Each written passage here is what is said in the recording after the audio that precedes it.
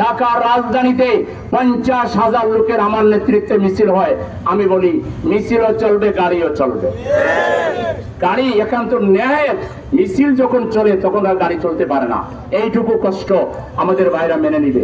কিন্তু যখন আমরা সমাবেশ করি তখন কি রাস্তা চালু রাখা যায় না?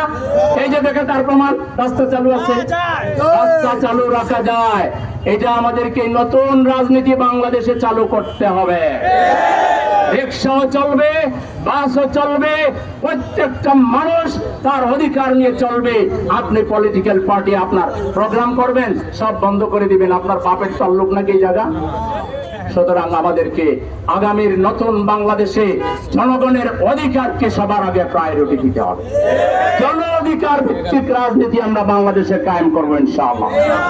এবং এই গোলাপগঞ্জ বিয়ানীবাজার এটি উন্নত দুটি সভ্য এলাকা, সভ্য মানুষের এলাকা, শিক্ষিত মানুষের এলাকা, মানবিক মানুষের এলাকা।